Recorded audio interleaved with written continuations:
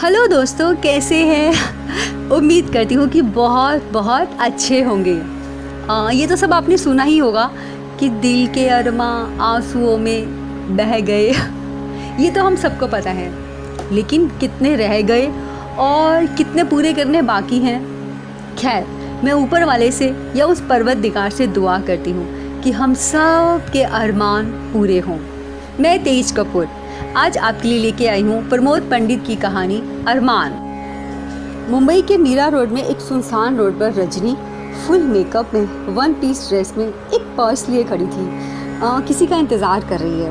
वो अपने Android piece mobile में रह कर समय भी देख रही है। दिन के करीब 2:40 हो रहे थे। इक्का दुक्का लोग उधर से गुजरने वाले रजनी की ओर गौर से बार बार देख रहे थे। आखिर देखे भी क्यों ना, क्योंकि गोरा रंग चेहरा, नाक खड़ा, गोल चेहरा, गोल्डन बाल, चेहरा बदन, ऊपर से लाल रंग की वन पीस ड्रेस में मैचेबल पर्स और हाथ में मोबाइल। कुल मिलाकर रजनी किसी हीरोइन से कम नहीं दिख रही थी। कुछ देर बाद रजनी किसी को फ़ोन लगाती है और बातों बातों में बताती है, अरे मैं यही आपका वेट कर रही हूँ। Where are you? Diamond heights के सामने। ओके, फिर कॉल कट करके वे वहीं वेट करने लगती है। लगभग 5 मिनट के बाद एक 35 वर्षीय हट्टा कट्टा डोले शोले वाला आदमी बाइक से आया। रजनी के सामने बाइक रोका, दोनों ने हाथ मिलाए और फिर रजनी उसके पीछे बाइक पर बैठ गई। आधा घंटे में बाइक अंधेरी के एक होटल कैंपस में आके रुकती है। वॉचमैन ने बाइक एक किनारे पर लगवाया। फिर उस आदमी के साथ रजनी होटल के अंदर रिसेप्शन पर गई। रिसेप्शन पर मौजूद एक आदमी ने बड़ी उत्सुकता से पूछा, अभिवादन करते हुए बोला, अरे कबीर साहब, आपने बतलाया नहीं कि उस लड़के की शूटिंग के डेट्स के बारे में। तब कबीर सीना चौड़ा करते हुए बोलता है, अरे उसका रोल फाइनल है, काहे घबराते हो? शूटिंग डेट फाइनल होते ही प्रोडक्शन हाउस से उसके पास फ़ोन आ जाएगा। उसने मुस्कुराते हुए कबीर के सामने पेन और रजिस्टर बढ़ाया। कबीर ने रजिस्टर पर साइन किया। फिर रिसेप्शनिस्ट ने एक चाबी दिया। कबीर चाबी लेकर रजनी से कहा, चलो। इतना कहते हुए कबीर और रजनी एक लिफ्ट के अंदर गए।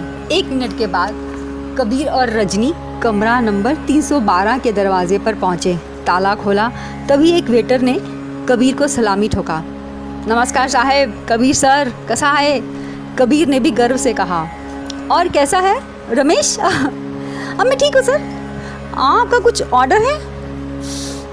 हाँ, एक काम करो, 2 बियर और पॉम्फ्लेट फिश, और हाँ, साथ में सिंघदाना भी लाना। और सुनो, साथ में एक मिनरल वाटर बोतल एकदम चिल्ड लाना, एकदम चिल्ड, समझा? हाँ ओके सर। इतना बोलते हुए वेटर चला गया। अब कबीर और रजनी दोनों कमरे के अंदर थे। कबीर ने रजनी को बैठने का इशारा करते हुए कहा, और सुनाओ रजनीगंधा डार्लिंग, कैसी हो? तब रजनी बैठते हुए बोली, मैं तो ठीक हूँ, पर वही काम का टेंशन दिमाग में घूमता रहता है, बहुत टेंशन है। कितनी बार बोला मैंने आपको? कबीर फुल कॉन्फिडेंस में बोला, अरे माय डियर, अब काहे की टेंशन?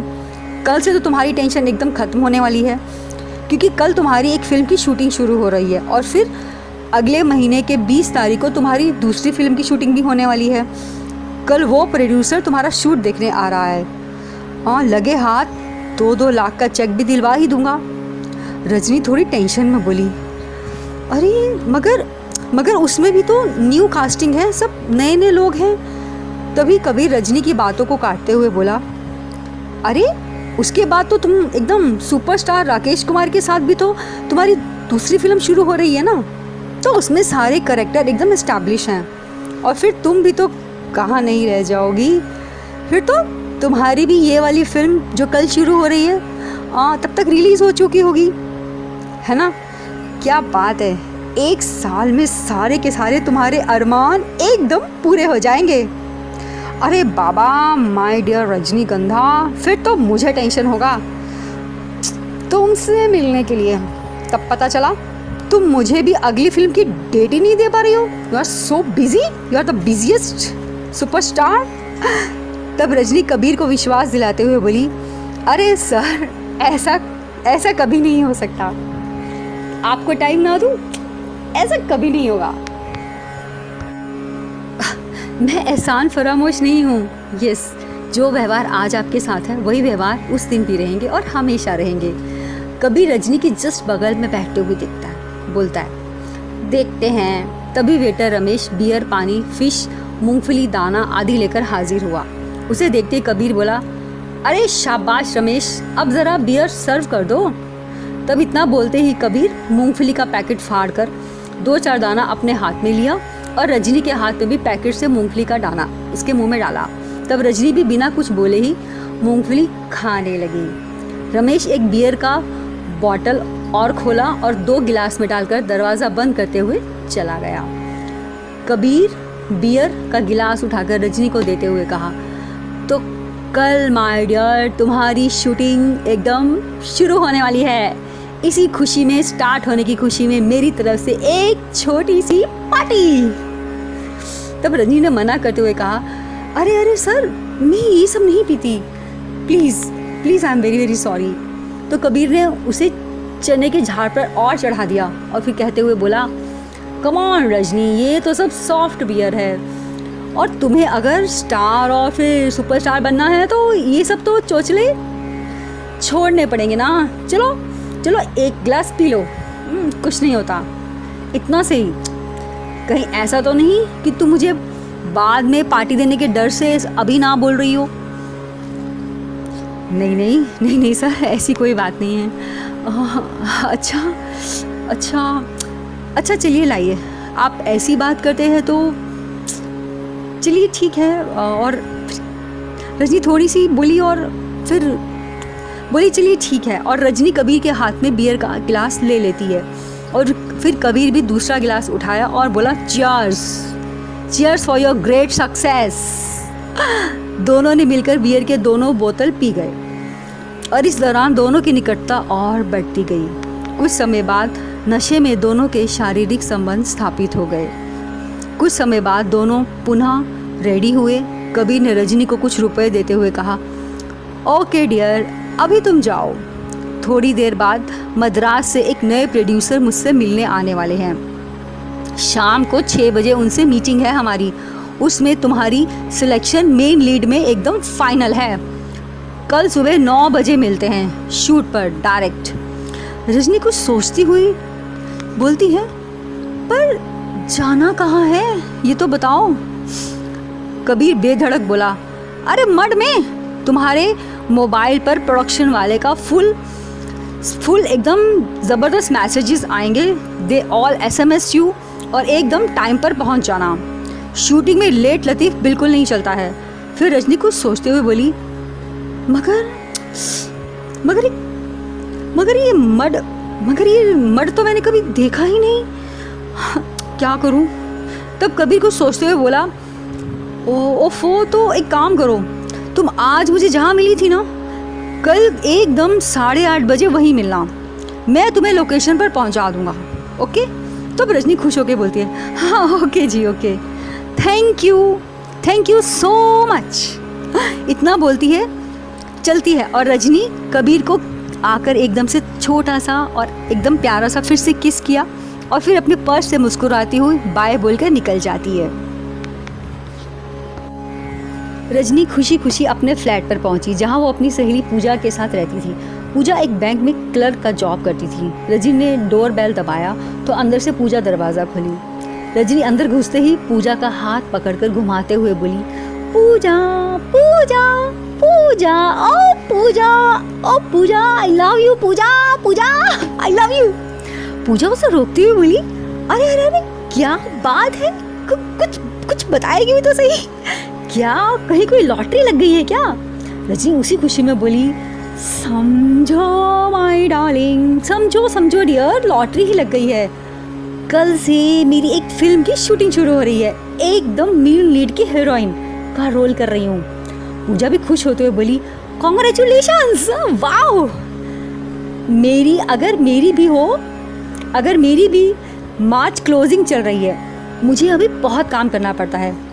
एक काम तो कुछ कर, तू खाना बना ले और मैं ज़रा काम करती हूँ। इतना बोलते हुए पूजा अपना लैपटॉप लेकर सोफे पर बैठ गई और रजनी खुशी में बोली, तू टेंशन मत ले, एकदम तू निश्चिंत हो जा, मैं सब कर लूँगी। देख, सारे खाने का टेंशन मैं कर लूँगी। ओके डियर, चल।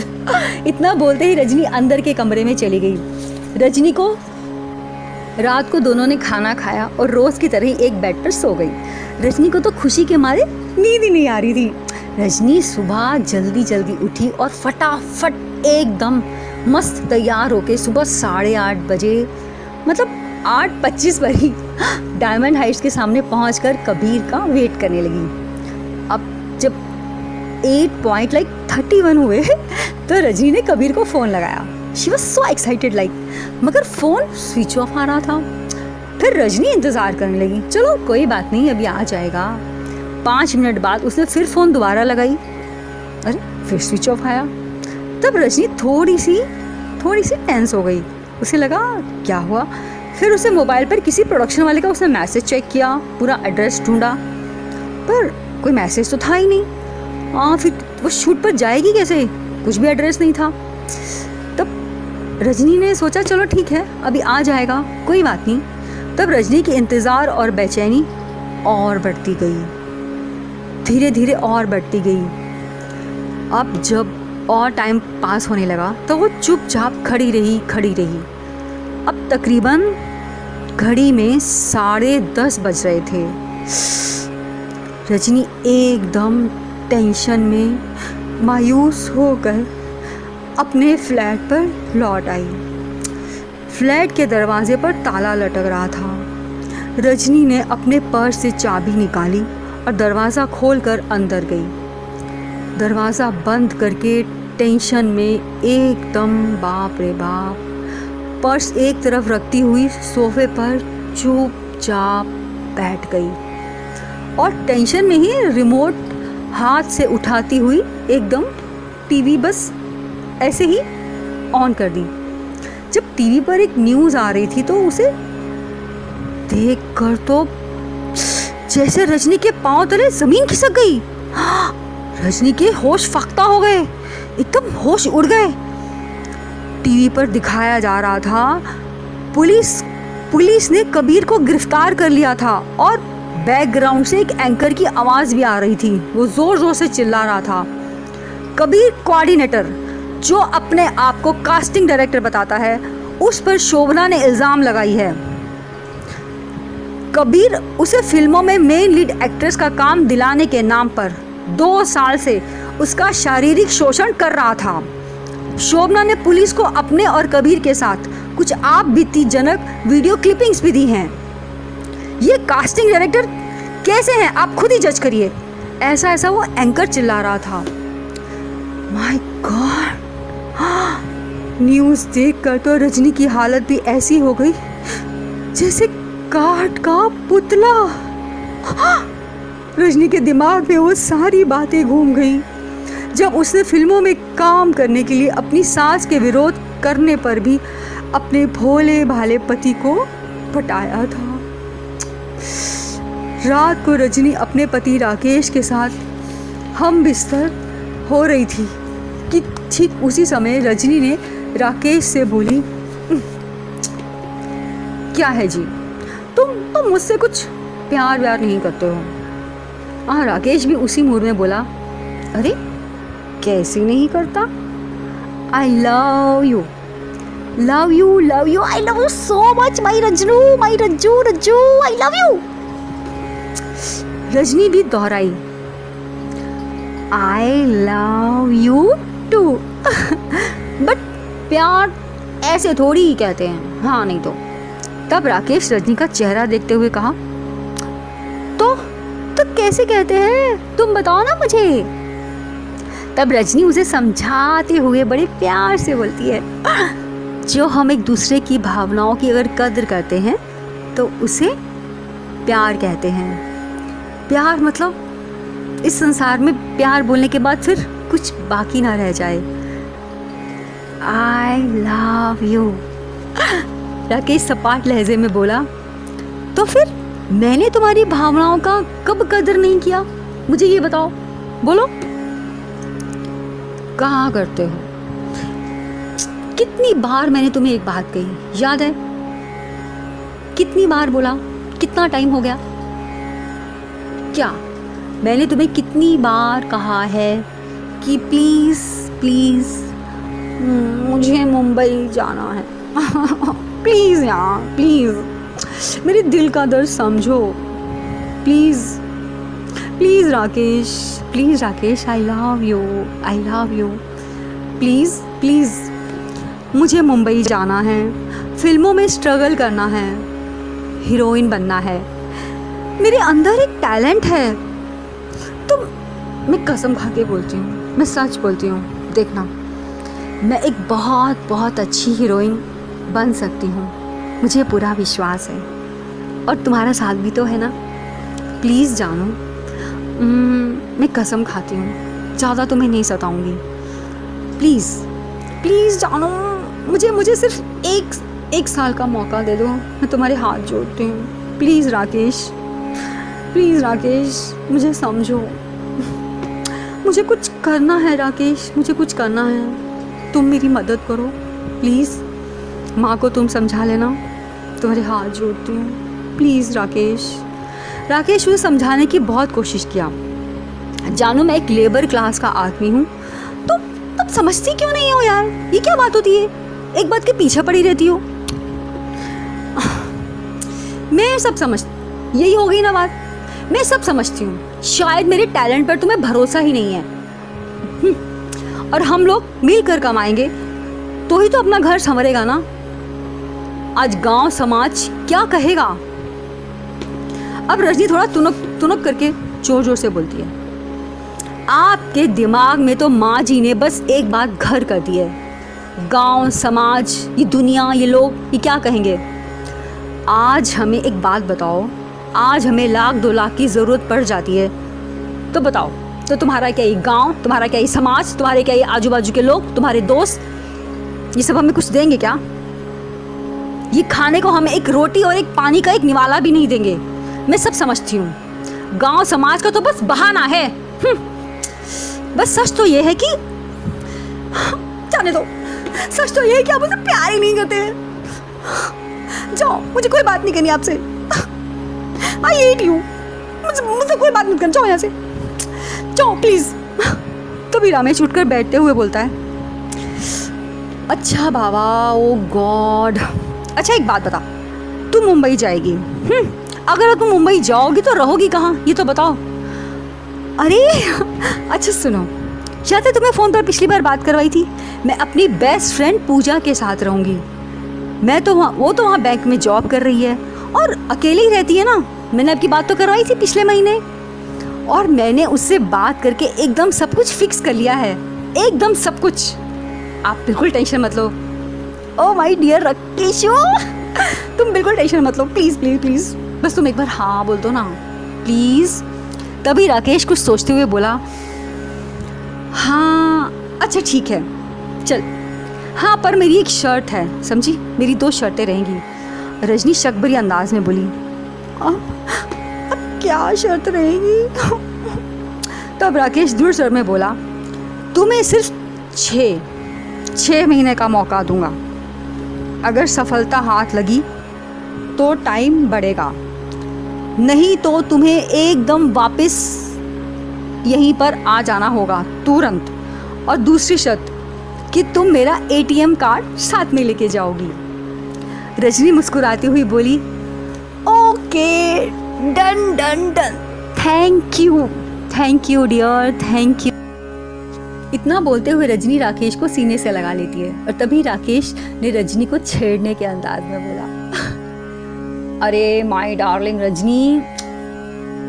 रजनी डार्लिंग, अच्छा एक बात बताओ, अगर तुम रजनी से रजनीगंधा बन जाओगी तो मेरा मतलब है बड़ी हीरोइन बन जाओगी, बड़ी स्टार बन जाओगी, तो क्या मुझे भूल तो नहीं जाओगी? रजनी प्यार भरी और थोड़ी सी गुस्से की आंखों से फाटती हुई बोली, अरे अरे ये कैसी बातें कर रहे हो, ये कैसी बातें कर रहे हो बाबा आप? आप हमारे पति हैं, हमारी दुनिया है, हमारा संसार है। मैं भला आपको कैसे भूल पाऊंगी? आप मेरा प्यार हो। तभी राकेश मुस्कुराते हुए बोला, तो फिर ठीक है, चलो चलो जाने की तैयारी करो। तभी डोर बेल बजी और रजनी अपने अतीत से बाहर आ गई। उसे लगा शायद पूजा काम से लौट आई है। रजनी ने उठकर दरवाजा खोला तो क्या दिखती है? सामने राकेश खड़ा है। रजनी राकेश को देखते ही स्तब्ध रह गई। राकेश मुस्कुराते हुए अंदर आया। रजनी ने दरवाजा बंद किया। राकेश अपना बैग रखते हुए बोला, कैसा लगा सरप्राइज? आज 6 महीना हो गया। रजनी के होठ जैसे सिल गए थे और रजनी कुछ बोल नहीं पाई और राकेश से लिपट कर फफक कर जोर जोर से रोने लगी। बस उसने अपना सामान पैक किया चुपचाप और अगले ही दिन दोनों गांव लौट आए। तो दोस्तों, अभी तक आप सुन रहे थे प्रमोद पंडित की लिखित कहानी अरमान। तो दोस्तों, अब आपके दिल के अरमान का, मेरा मतलब है कि आपके दिल की आवाज़ का, आपके दिल के अरमान का इंतज़ार रहेगा। आपको कैसी कहानी लगी? हमको लाइक करिए, हमको शेयर करिए, हमको सब्सक्राइब करिए। आपके दिल में जो जो भी अरमानों का गुब्बारा है वो सब हमें लिख भेजिए। हम आपके सभी कमेंट्स का, आपके अरमानों का इंतज़ार करेंगे।